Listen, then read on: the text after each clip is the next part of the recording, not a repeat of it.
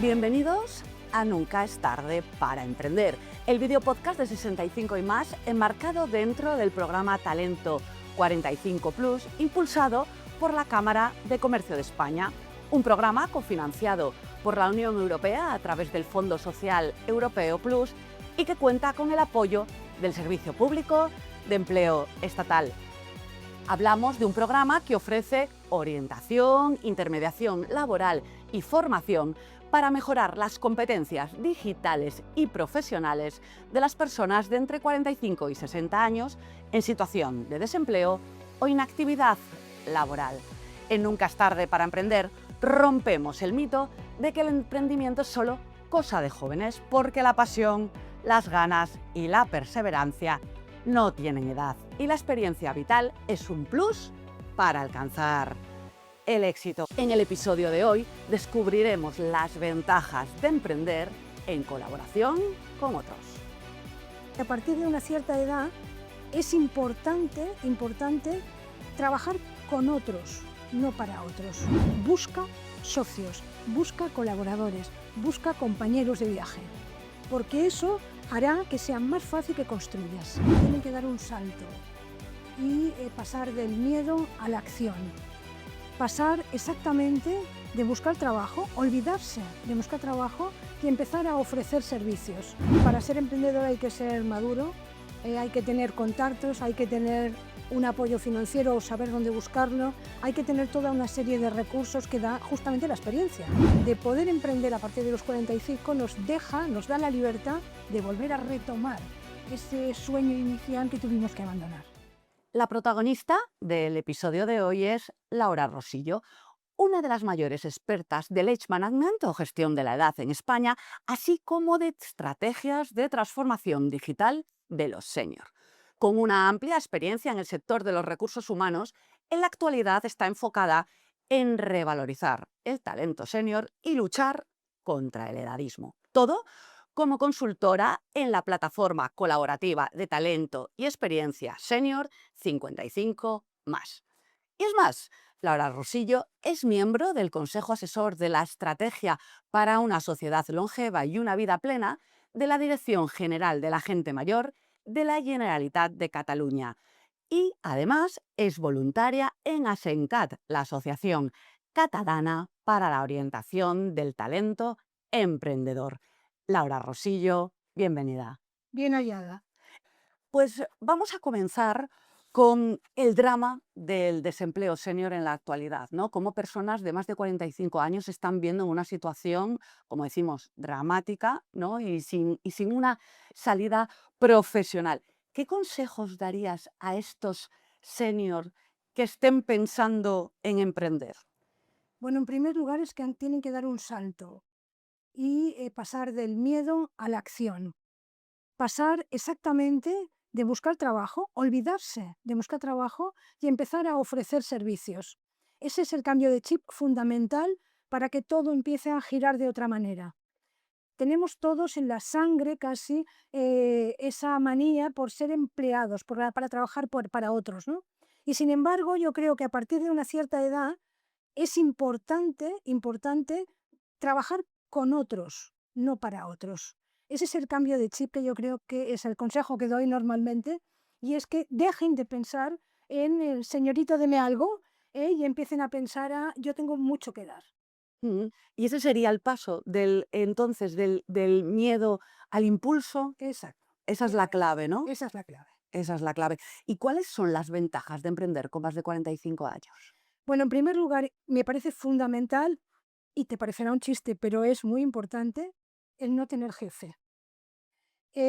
No lo digo en broma, lo digo muy en serio, porque está comprobadísimo que normalmente las personas cuando dejan una empresa, cuando se van de una empresa, no se van de la empresa, se van normalmente o del equipo en el que trabajan o del jefe. Con lo cual, eso ya es un paso, ¿no?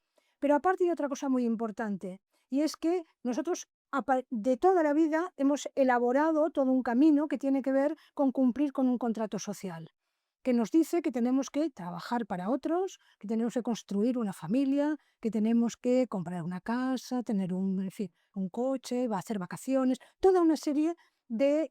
y eso hace que vayamos abandonando lentamente lo que fue nuestra pasión inicial, lo que fue nuestra vocación inicial, lo que fue nuestro deseo y nuestro gran sueño inicial.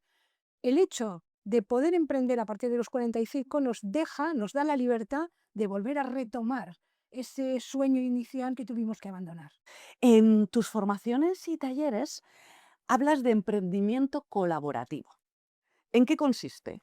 Nunca vayas solo. Yo creo que una de las cosas que caracteriza el siglo XXI es que hemos pasado de que lo importante es aquello que yo solo sé a aquello que yo comparto con otros. Ese cambio es importantísimo actualmente. El hecho de colaborar con otros, de trabajar con otros, hace que sea mucho más fácil realmente crear un proyecto, desarrollar un proyecto. Vas a equivocarte muchas veces, seguramente a equivocarte incluso con las personas, pero así todo el aprendizaje es mucho más potente que si vas solo, que es bastante más... Mira, una cosa muy importante cuando te quedas en el paro es la sensación de soledad. Tú has trabajado durante mucho tiempo pues, en donde sea y en el momento en que te quedas en el paro, lo primero que ves es que estás solo en la vida. Por lo tanto, yo lo primero que digo es, busca socios, busca colaboradores, busca compañeros de viaje, porque eso hará que sea más fácil que construyas. ¿Y cómo buscamos esos socios y esos colaboradores? ¿Dónde nos los podemos encontrar? Pues mira, entre otras cosas en las redes sociales. El networking es muy importante, pero yo ahora en este momento, por ejemplo, estoy encontrando muchísima colaboración y muchísima gente interesada por el tema de poner en valor el talento senior en LinkedIn. Para ponerte un ejemplo, ¿no? Cualquier canal es válido para de alguna manera buscar puntos de encuentro, puntos de confluencia de saberes, de conocimientos y de experiencias, que creo que también vamos a hablar de eso. Ujú. Y luego, si toda esta colaboración es intergeneracional, ya el círculo virtuoso se cierra, ¿no? Pues yo no creo en ¿No? lo intergeneracional, que yo creo en la diversidad de experiencias, en la diversidad de edades también, pero creo que esa obsesión por compartimentarnos en generaciones es un error de base. Y yo lo que necesito normalmente no miro la edad que tiene la gente cuando colabora conmigo, lo que miro es qué puedes ofrecer, cómo me complementas, cómo te complemento yo a ti. Y eso tiene más que ver con diferentes ciclos vitales y diferentes intereses que no con diferentes edades. Yo creo que es edadista, de alguna manera, esa También esa obsesión por lo visión. intergeneracional. Sí. ¿Por qué? Porque yo creo, a ver, si hay gente de diferentes edades, mío sobre hojuelas que dicen, ¿no? Pero yo creo que es mucho más importante diversidad de opiniones, de conocimientos, de experiencias, que no de edades, que es, en fin, es como lo del género, ¿qué más me da a mí el género que tengas, ¿no? Lo que me importa de verdad es que tú complementes aquello que yo estoy intentando construir. Claro, es más lo que aportas, totalmente, totalmente. Exactamente. Precisamente el proyecto en el que colaboras en la actualidad, 55 más, es una plataforma colaborativa de talento y experiencia senior. Además, fruto de un emprendimiento social hispano-portugués. Háblanos de este proyecto. Bueno, llevaba mucho tiempo buscando el proyecto ideal para mí, ¿no? Y este es el proyecto ideal para mí.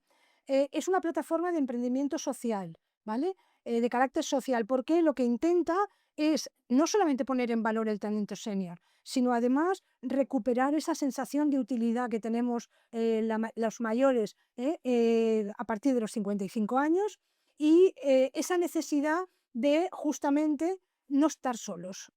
¿Vale? Palía, por lo tanto, aquellos problemas que tienen que ver con el envejecimiento o con la longevidad.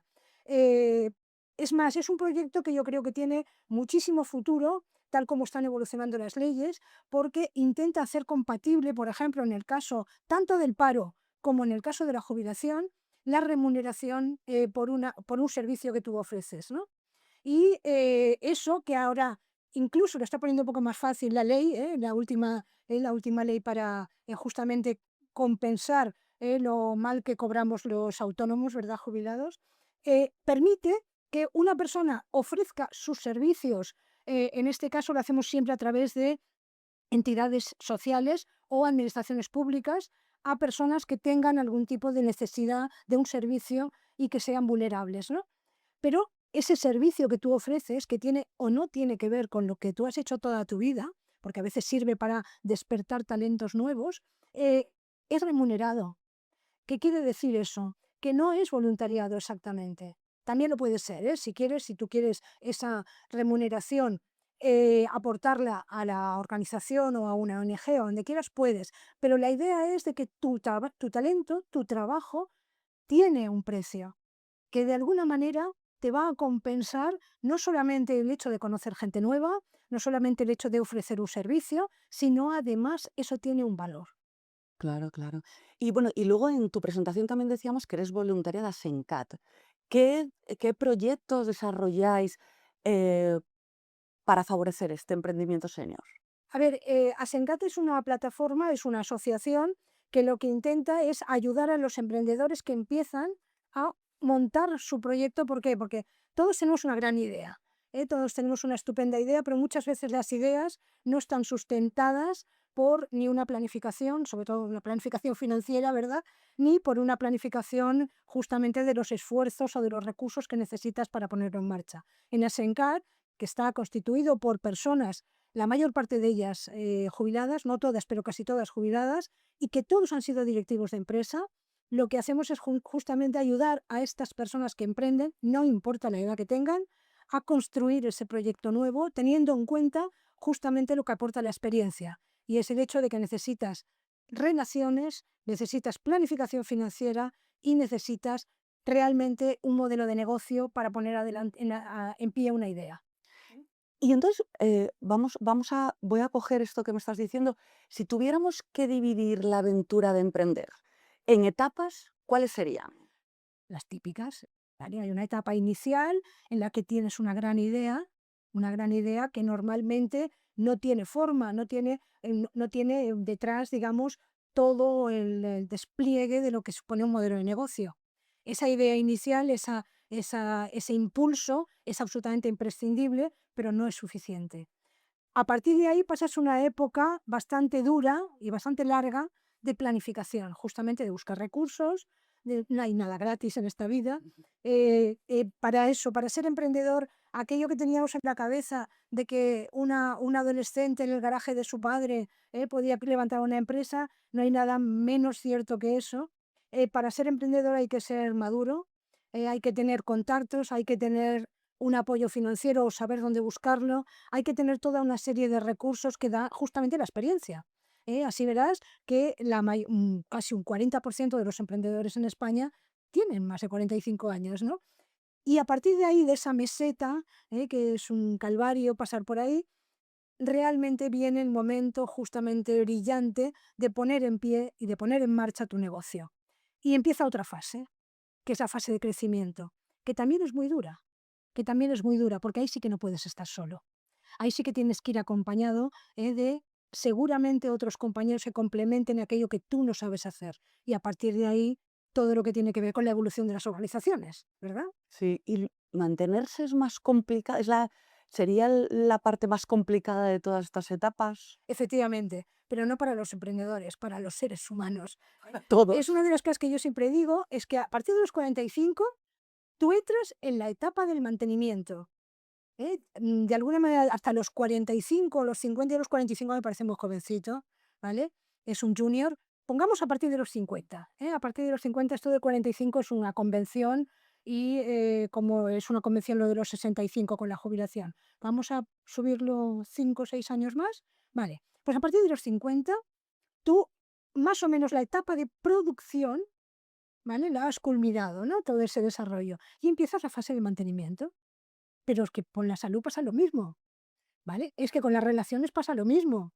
Es que pasa lo mismo a todos los niveles. Yo para mí entras en un ciclo vital que justamente se caracteriza por tener que hacer mucho esfuerzo de mantenimiento. Ahora estamos en toda una revolución demográfica en la que, oye, pues cada vez más personas ya una vez jubiladas, obviamente, con todo el tiempo que queda por delante, no quieres quedarte sin hacer nada, ¿no? Es que en qué cabeza cabe, ¿no? Que muchas veces es lo que decimos.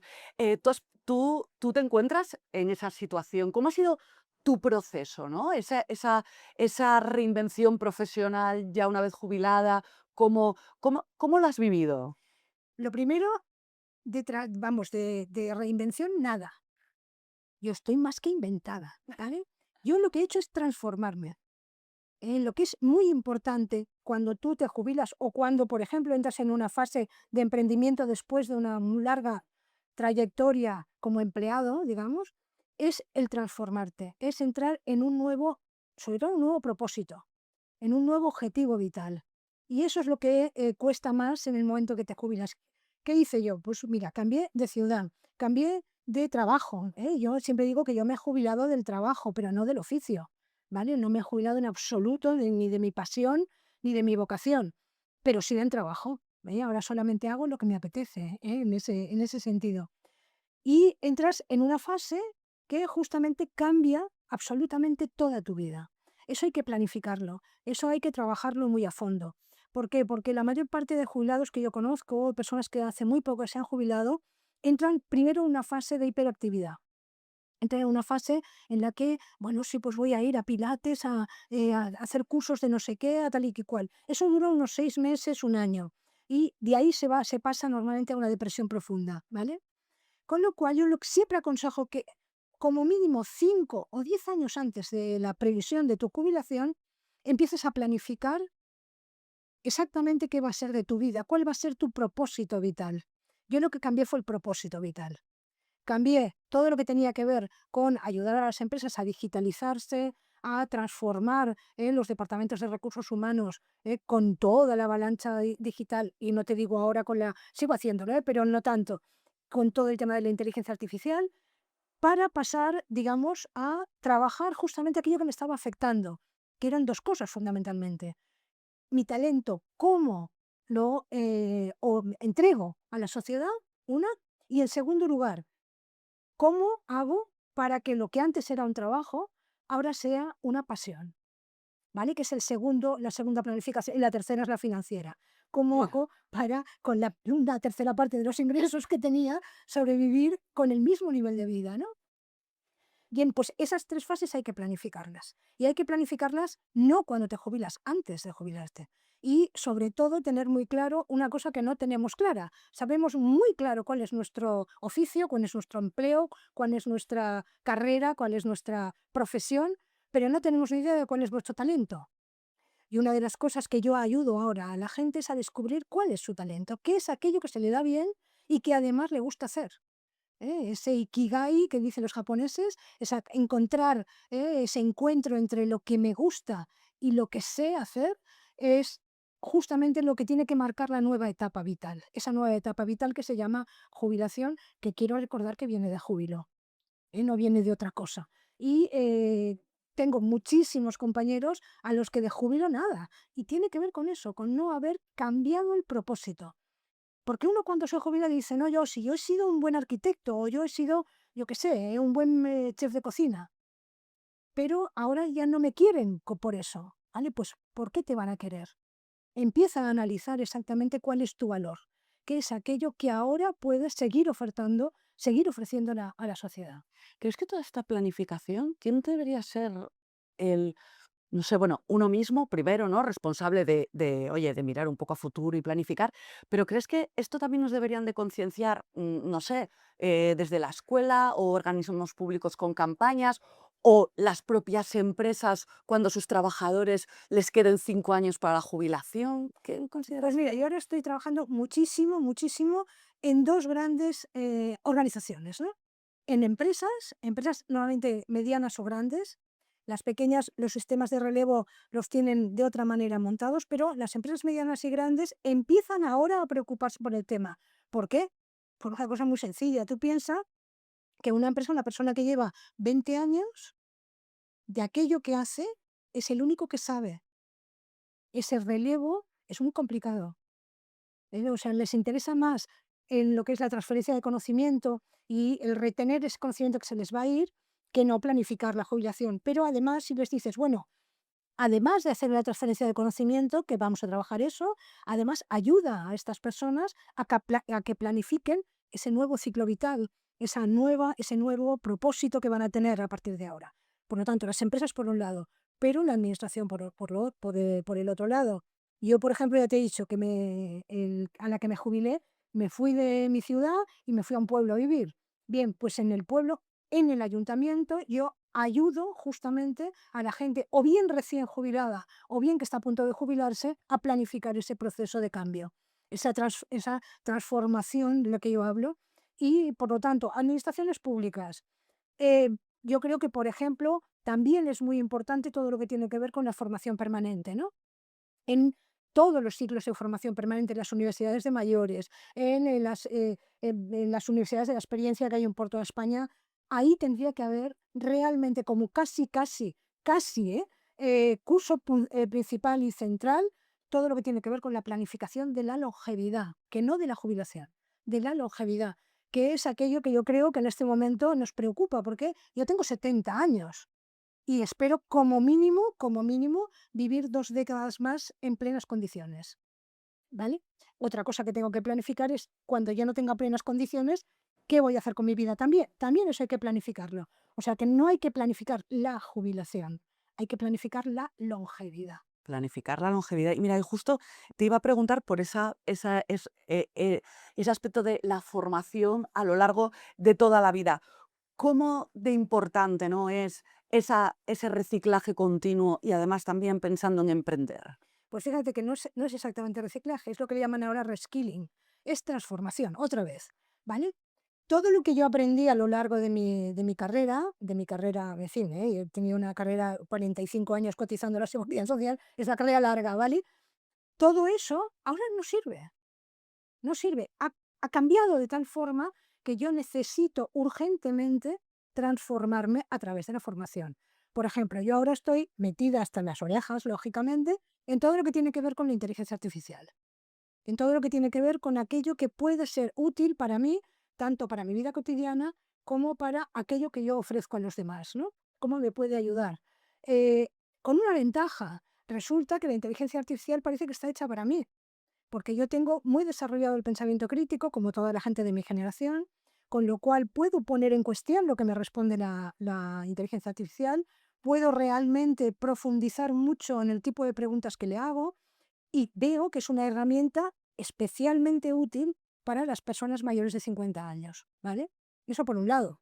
Por otro lado, no solamente actualización tecnológica, que también, que eso es natural, porque no nos hemos dado cuenta y manejamos WhatsApp y manejamos las redes, a esa tontería de que yo soy analfabeta digital, que venga alguien a decírmelo, que lo primero que he hecho al llegar es, ojo el móvil, que tal y que cual, que luego que colgaré, que no colgaré, ¿vale?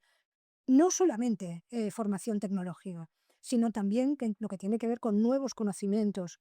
Yo, por ejemplo, me interesa mucho, mucho todo el mundo alrededor del dron.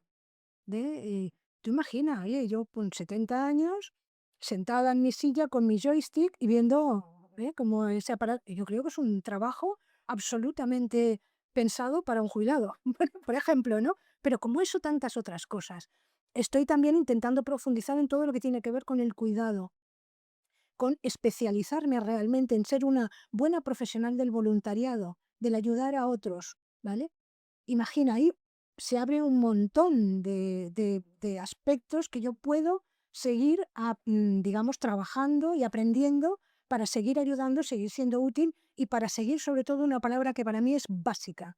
Hay que ser más que productivo, actualmente hay que ser vigente, hay que estar en vigencia, hay que realmente estar al día, ¿vale? La vigencia es fundamental, como te decía, mantenimiento y vigencia. Son las dos palabras clave para mí, por lo menos. Pues Laura, con este mensaje nos quedamos. Millones de gracias por acompañarnos y por compartir con nosotros tu experiencia. Gracias a ti. Muchas gracias, Laura. Y a vosotros, recordaros que tenéis a vuestra disposición la sección Emprendedores Senior en la web de 65ymas.com. Ahí encontraréis información sobre ayudas, consejos, formación y casos reales de éxito. En definitiva, todo lo que necesitáis para guiaros en el salto al emprendimiento, porque ya sabéis, nunca es tarde para emprender. Hasta pronto.